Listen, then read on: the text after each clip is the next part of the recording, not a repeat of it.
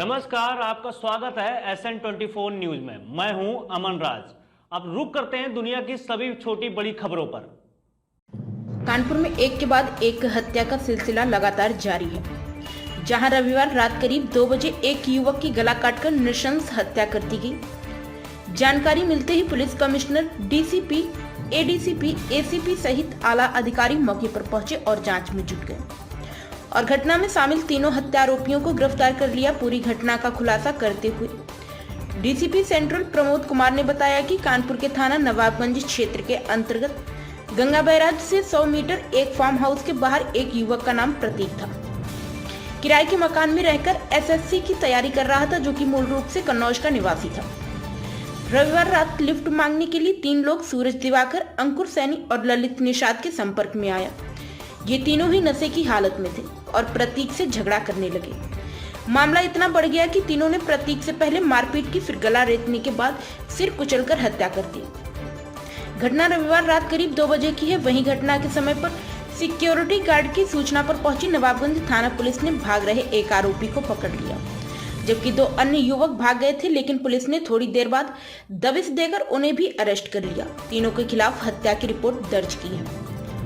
DCP ने बताया कि तीनों आरोपियों की उम्र लगभग 21 वर्ष है। ये तीनों ही नवाबगंज थाना क्षेत्र के अंतर्गत निवासी रह रहे थे। उन्होंने बताया कि इस घटना का सफल अनावरण करने वाली पुलिस टीम को 20,000 रुपए का इनाम दिया जाएगा। देखिए, ये हमें रात में सूचना मिली थी कि एक व्यक्ति को 3 लड़के मिलकर मार रहे थे ईंट पत्थर से। इस पर हमारी नाइट पुलिस जो तत्काल वहाँ पे पहुँची और वहाँ पे जो सूचनाकर्ता थे रामानंद, उन्होंने बताया था कि ईंट पत्थर से मार रहे हैं। जब नाइट की जो हमारी नाइट वाली टीम पहुँची, उन्होंने बड़ी हिम्मत के साथ एक व्यक्ति को तत्काल ही पकड़ लिया, जिसका नाम था सूरज दिवाकर, जो ई रिक्शा चालक था। उसकी मदद से 2 व्यक्तियों को और पकड़ा, अंकुर सैनी और ललित निषाद। इन तीनों ने रात में शराब के नशे में ई रिक्शा में जो मृतक है प्रदीप सिंह, उसके साथ लड़ाई झगड़ा किया और फिर बाद में उसको सुनसान जगह पर ला के उसकी हत्या कर दी थी। कितने लोग पकड़े गए, इसमें कारण? देखिए, 3 लोग, जैसा मैंने बताया, सूरज दिवाकर, अंकुल सैनी, ललित निषाद। जिसमें सूरज दिवाकर वो ई रिक्शा चालक है, अंकुल सैनी इसका दोस्त है और अंकुल सैनी का दोस्त ललित निषाद है, जो कि यहाँ पे काम करता है, गंगा बैराज पे खाना बनाने का काम करता है। इन तीनों ने ही रात में शराब लगभग 9:30 बजे के आसपास पी और फिर बाद में जो मृतक है उसको अपने ई रिक्शा में बिठाया और काफ़ी देर तक इधर उधर घुमाते रहे, लड़ाई झगड़ा आपस में करते रहे।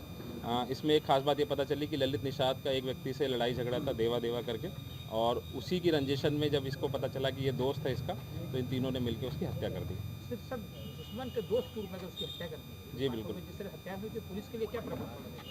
देखिए, चूँकि हमारी पुलिस ने बहुत जल्दी इस घटना को लगभग मैं कहूँगा 6 घंटे के अंदर ही अनावरण कर दिया। जैसे हमने हिरासत मिला पूछताछ की, तो इन्होंने एक चीज़ पूरी बताई।